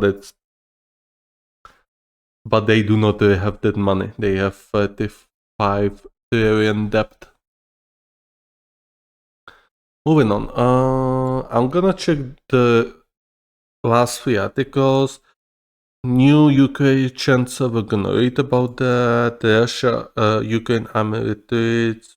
Maybe. I think we're gonna read this tomorrow. Yeah. Then we got with the bazaar. You had a small feeling. We're gonna be talking about Taylor Swift, obviously. Well, not obviously, we actually never talked about Taylor Swift here. So, before that, we still have 2 more articles. I'm actually gonna take a little bit of time off. I once again did not resume the music, which is unfortunate. And we're gonna be right back. I'm not quite sure when, but should be soon.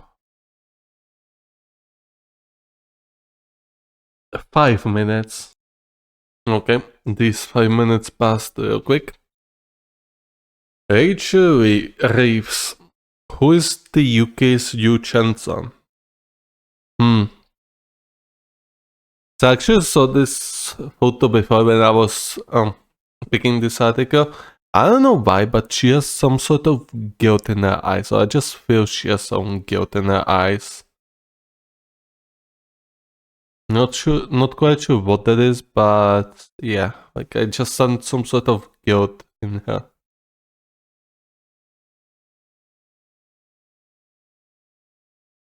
Serious and determined are words often used to describe Rachel Reeves, the former Bank of England economist.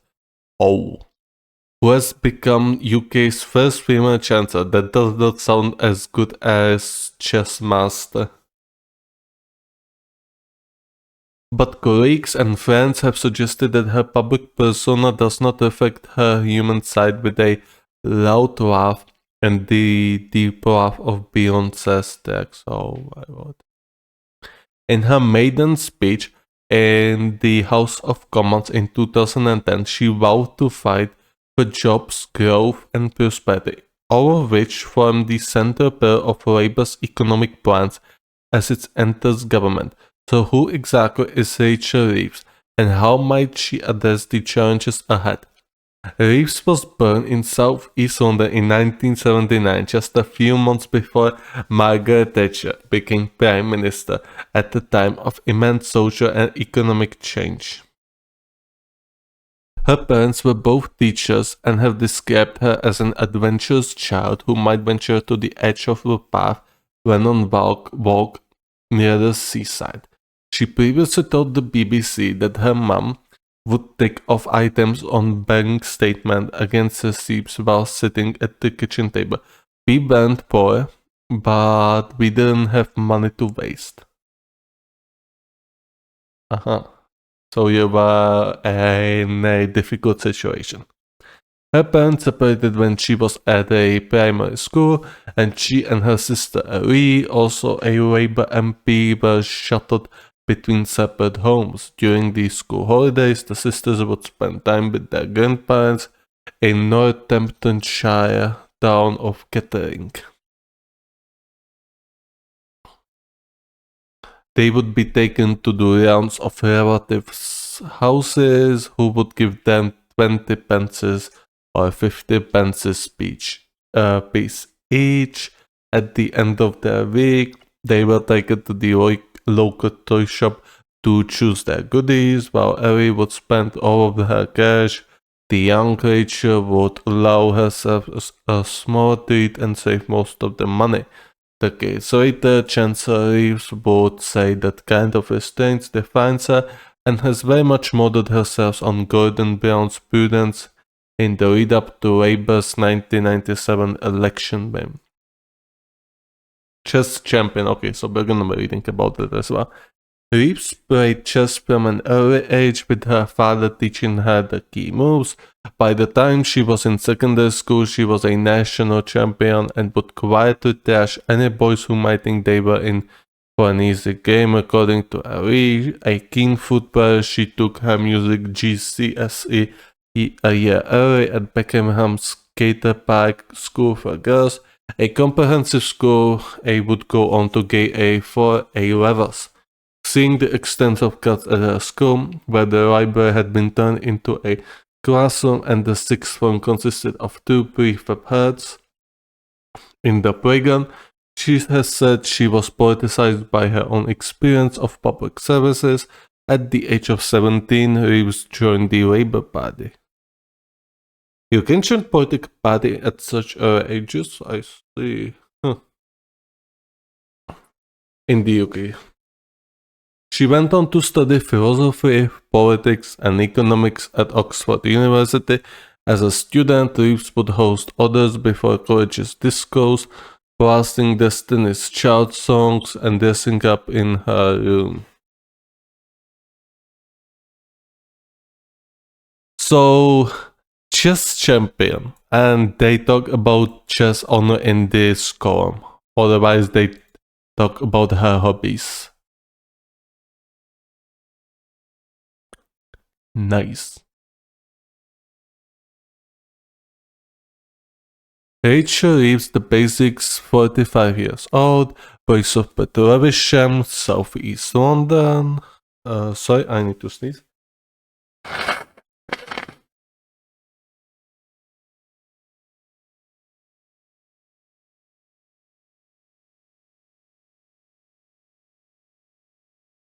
Um, Southeast London, education, New College, Oxford, and the London School of Economics. Family married to Nicholas Joycey, a senior civil servant and a former speechwriter to Gordon Brown during his time as a chancellor. They have 2 children. Her sister is Labour MC Ellie Reeves. Parliament constituency Leeds West and Pudsey. After graduating, she took an honorary role as an economist at the Bank of England. She worked on the central bank's Japan desk, looking at the country's attempts to come out of stagnation in the 1990s. During a secondment to the UK's embassy in Washington, D.C., she met her future husband Nicholas Joycey, who had spent time as a film critic for newspapers and as a speechwriter to then Chancellor Gordon Brown. The path to Parliament was not clear for Reeves, though. There were 2 failed campaigns for the former seat of Bramley and Chislehurst, typically a safe one for the Conservatives. Before becoming an MP for Leeds West in 2010, she moved to Leeds and spent time working at the Halifax Bank of Scotland. Okay, so if I understand correctly, you can become an MP for a district you do not live in.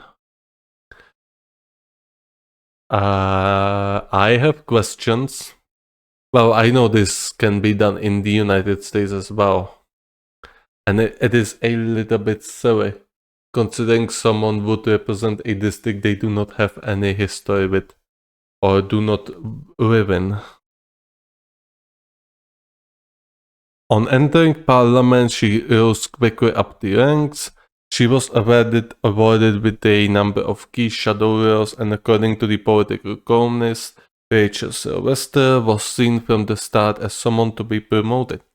One colleague said that she chose to calls and briefings before adding, "I have never ever seen her unprepared." Last year, Reeves spoke at the funeral of Alistair Darling, the former chancellor who served as a mentor when she was starting out. She spoke fondly of having lasagna and red wine with him and his wife and his counsel. He found himself in charge during a massive crisis when families and the country were having a hard time making ends meet. Criticism. While one of her friends has said she's politically as hard as nails, her time in Westminster has not been without controversy. She has been accused of other hypocrisy in the past for only offering students payments for expenses rather than a full salary while working in her office. Under Jeremy Corbyn, she spent time on backbenches of the Commons because she thought she could not endorse his policies, called a red Tory by others in the party. She described this as a very unpleasant period. In an interview with the BBC's Nick Robinson, the former editor of the BBC's Newsnight program was also forced to issue a written apology to Reeves after calling her a boring snoring on social media in a post that was meant to be a private message. While she has said the incident was deeply humiliating, her key aim during her time as Shadow Chancellor focused on portraying Labour as a steady economic hand, and in her new role to continue to do so.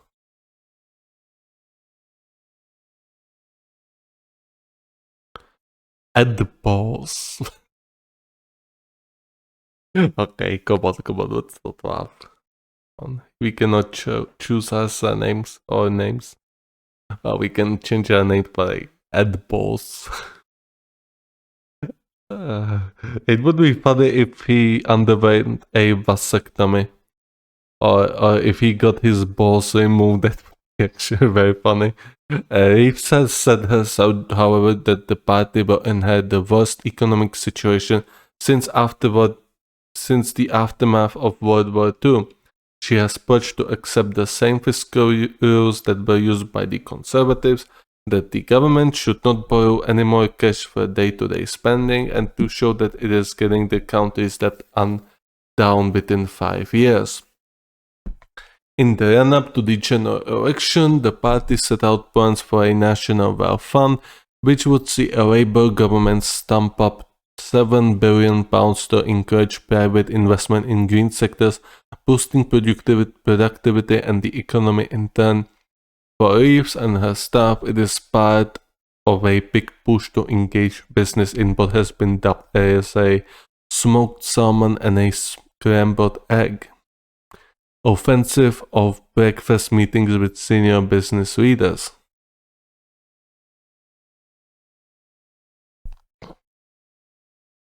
At the end of this meeting, wherever lavish pastries are left over, Reeves has admitted her team will ask permission from hosts to take the leftovers back to their colleagues at the office. Living out her no-waste values in practice may prove to be more challenging now she has taken office, and the full extent of the challenges may ahead become clear.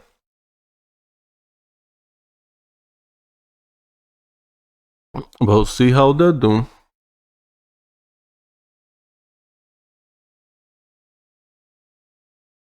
So United Kingdom also elects Chancellor, though their main face is a Prime Minister. Things you learn every day. We'll see how they'll do. As I said, she just has some sort of guilt in her eyes. I see some guilt in her eyes. I'm not quite sure why. Maybe not. It may be nothing. Maybe we'll learn about that in the future. Who knows? You know what? I'm gonna actually. First up, I'm gonna check how the penalty shootout worked out. Afterwards, we're gonna go right on to the Twitter Bazaar. We're gonna read this tomorrow. Well, not tomorrow. The next week probably. I'm definitely tired a bit. And the winner is... The winner between Germany and Spain is Spain. So Spain won 2-1 after the overtime actually. They scored in 119th minute. And Carvajal got a red card. Great. I'm gonna check if this actually influences my other thing. Just give me a moment.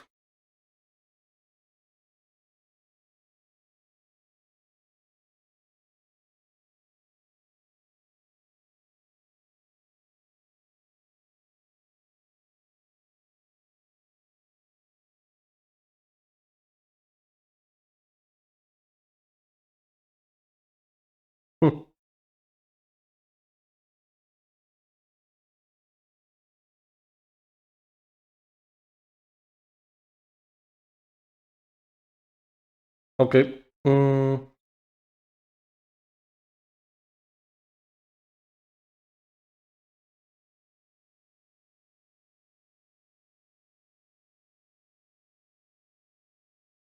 Yeah, this was a really tough. This was a really tough opponent for Spain. And once again, I'm gonna say it is a bot tournament for the English. I mean, look at their bracket. Their most toughest opponent is either Switzerland or Netherlands/Turkey. That's a joke compared to the other wing where you got France, Portugal, Spain, Germany. Then you look on the other wing, England, Netherlands, and arguably Switzerland, but Switzerland is not a superpower. So you got two, yeah, a joke. Let's go to the Twitter Bazaar. Yo, Taylor Swift fans are fucking insane. I bet Taylor is proud of you.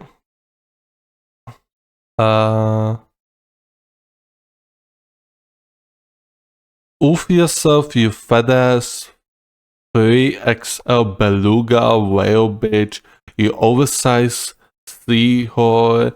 Your mom needs to shove a tampon up her bloody vag and leave it in there for a week so she can get toxic shock syndrome and oof. Worthless bitch, we know her loose ass bag needs the extra heavy and thick tampons anyways because the heavy flow bloody pig got her pussy sewn by birthing your fat head ass. You need to get swept away by the tide and drowned to death or get mauled by piranhas. What? How does that even work? You disgusting, revolving, foul, vile face. Oof. You look like if Matt Smith was mixed with a leprechaun, kinda racist. You need to shove a rod up your dirty, stinky, poop-stained asshole and have it regurgitate out of your throat and rip all your organs inside out. Then you need to be flayed alive. I hope you get busted eyes from the dildo we know you shove up your hole every night, you fugly twink, or better yet, let's send you to Dubai to stone you for being a F-word. Okay, so a homophobe as well? You need to be exterminated from society, make a voodoo doll of yourself, and cross-stitch it so you can die painfully. We would get more value decomposing you back into our soil than let you waste our air. I hope some tribe people use you for a sacrificial ritual and eat your heart alive, then decapitate your head and mount it on a spike on your loose bag hole so that the mom's front porch so you can oof of grief and burn in hell with her pedo son. I hope maggots eat your dick and balls and then they plant eggs inside you, which hatch and eat your intestines alive. I hope a bear shows up your house and claws you to death. Steward, you smell like a wet earwax and pennies, so clean yourself with bleach, you foul-scented white twink. Ooh.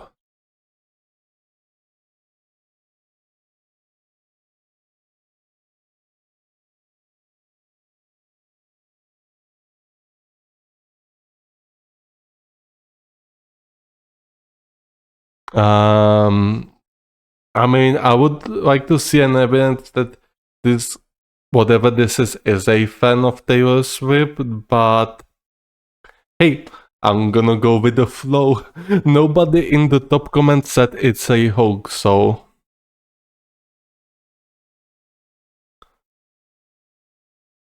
I don't think that's a copy pasta, bro. Yes.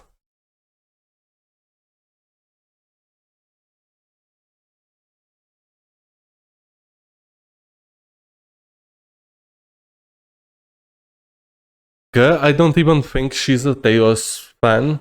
She might just hate you. Nah, this cause I said Taylor Swift built like a Minecraft skeleton. Huh.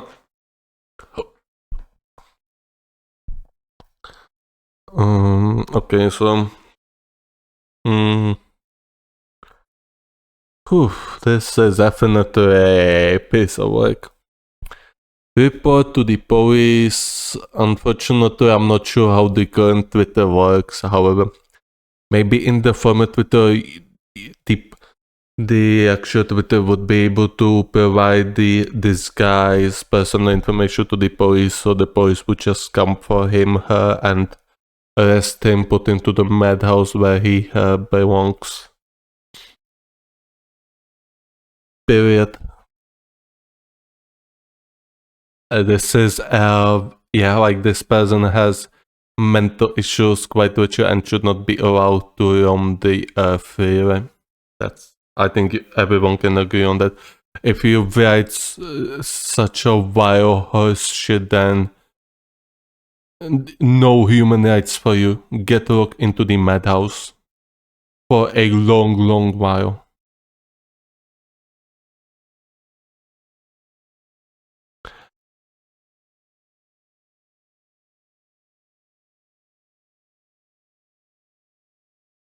Okay, so he said he thinks Taylor Swift looks like a Minecraft skeleton, so he assumes this is a Taylor Swift fan. I mean, we're gonna go with the narrative because hey, it makes a good thumbnail and good title.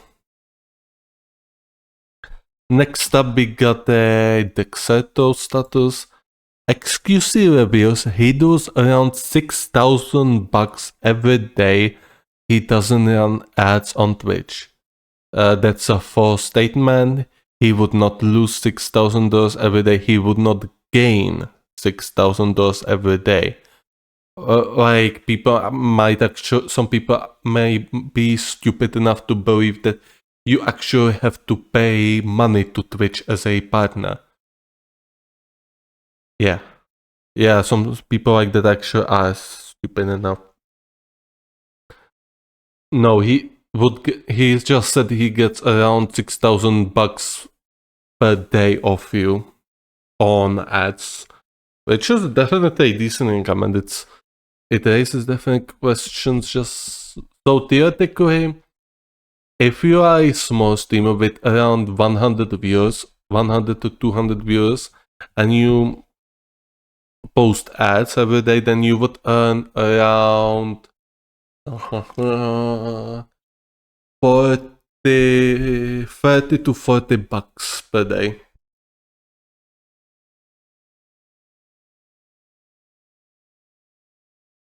Not bad, however, not good enough. But hey, it's better than nothing. The one click I did that removed the ad switcher made me lose 2 million this year. See, I'm so charitable and cool.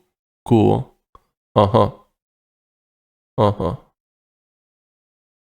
Wait, what? That doesn't even make sense. That he cannot even do math. What do you mean? So you get $6,000 per day.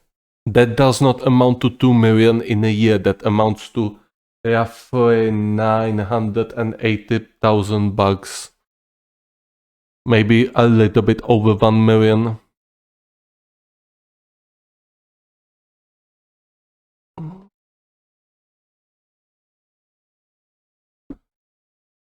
Wait, no, no, no, no, no, no, no, no, no, no, no, no, no, no, no, no, no. 1 day 6,000, 10 days 60,000, 100 days 6. Okay, yeah. So he is correct. He is correct. Yeah. No. I just my math is shit. 100 days is $600,000. Therefore, times 3 is 1.8 million. 65 is about 378 to 80 something thousand. So yeah, he was actually correct. He wouldn't lose, he just wouldn't get it. Yes, exactly. He's not losing $6,000. He just wouldn't be making $6,000. A huge difference, I agree. People watching XQC in 2024. I'm gonna watch it just for the laughs. I'm gonna pause the music. I'm gonna turn it off. We only have Twitter Bazaar now. Okay, let's watch it. Hey, can I get $1? Just give me $1. That's all I need. All I need is $1. Can I get $1, please? I'm not sure I understand it, so I'm just gonna go away.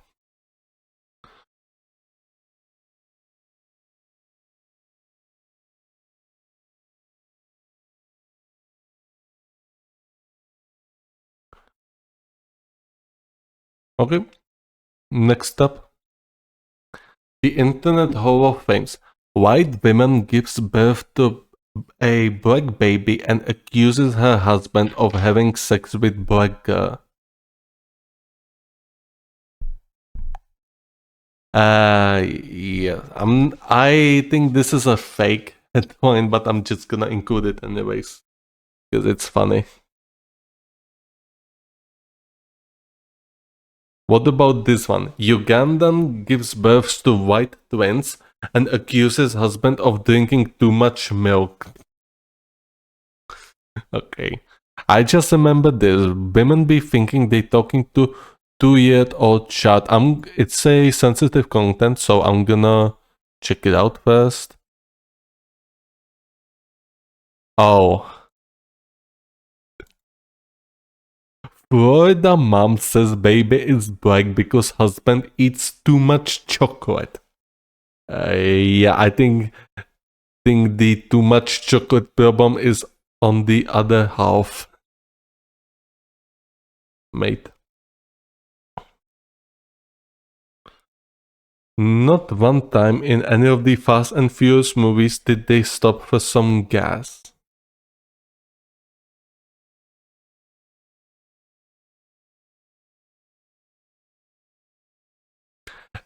Okay, this is a good one actually.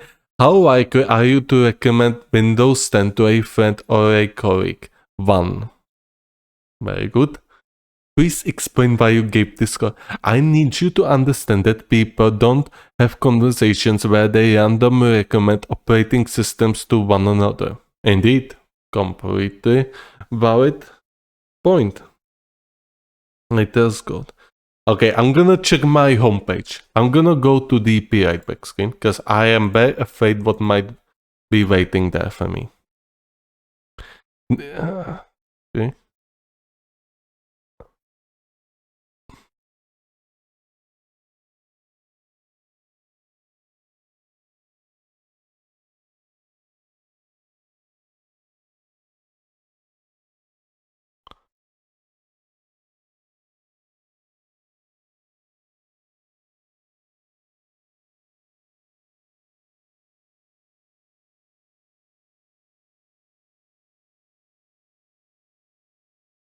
Ooh, we got a John Wick vibes. It's not a bizarre though, so I mean, if I'm gonna make episode out of it, I will not be including this. But hey, you might watch it on a what? Honestly,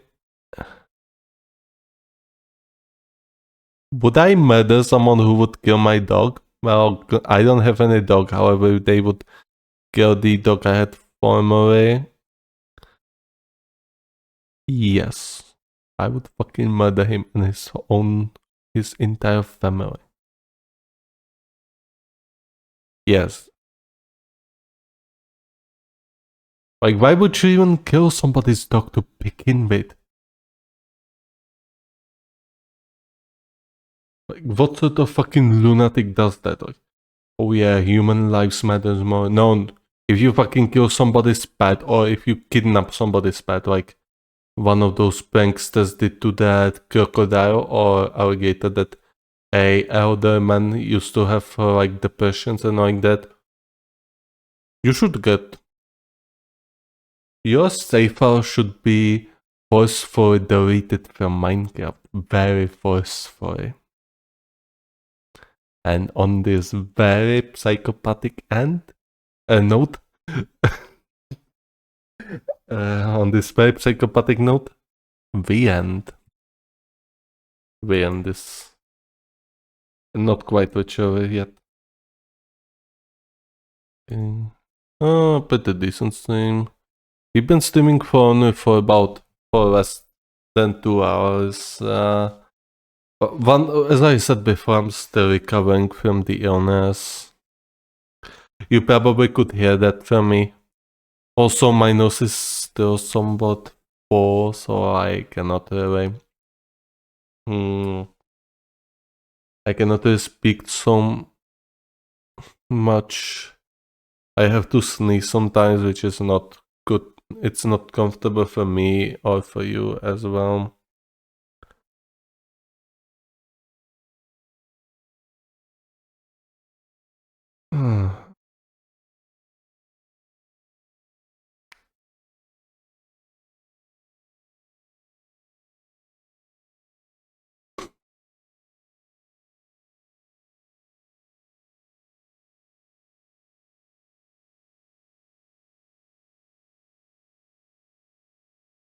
30 seconds more, then I'm gonna turn it off, as I said once again, which sometimes cuts when you end the stream, sometimes cuts it up and leaves out some of my monologue. I don't want that to happen, so I'm gonna keep it up only for a little bit longer, 15 more seconds.